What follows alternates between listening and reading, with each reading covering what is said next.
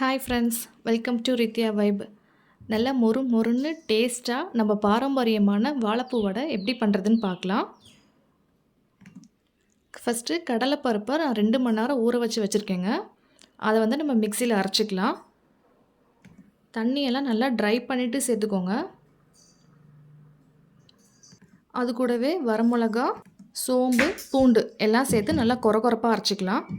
அரைக்கும் போது தண்ணி சேர்க்காதீங்க.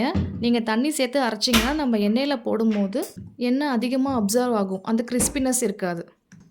நல்லா கொரகொரப்பாக அரைச்சதுக்கப்புறம் நான் வாழைப்பூ குட்டி குட்டியாக கட் பண்ணி வச்சுருக்கேன், அதை சேர்த்துக்கலாம்.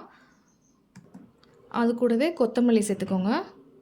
நான் ஒரு பெரிய சைஸ் வெங்காயத்தை இந்த மாதிரி ஸ்லைஸ் பண்ணி வச்சுருக்கேன், அதையும் சேர்த்துக்கிறேன். தேவையான அளவு உப்பு சேர்த்துட்டு நல்லா மிக்ஸ் பண்ணிக்கோங்க.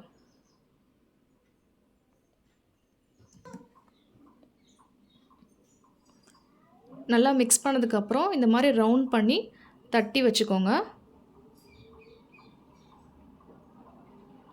ஆயில் சூடானதும் நம்ம போட்டு பொரித்து எடுத்துக்கலாம். நான் குட்டி குட்டி வடை தாங்க போட்டிருக்கேன். உங்களுக்கு எந்த சைஸ் வேணுமோ நீங்கள் அந்த சைஸில் போட்டுக்கோங்க. எண்ணெயில் பொரிக்கும் போது நீங்கள் ஹை ஃப்ளேம் வைக்காதீங்க. ஹை ஃப்ளேம் வச்சிங்கன்னா மேலே நல்லா ப்ரௌன் கலராக இருக்கும், வெந்த மாதிரி இருக்கும், ஆனால் உள்ளே வெந்திருக்காது. மீடியம் ஃப்ளேம் வச்சிங்கன்னா உள்ளேயும் நல்லா வெந்து கிறிஸ்பியாக இருக்கும்.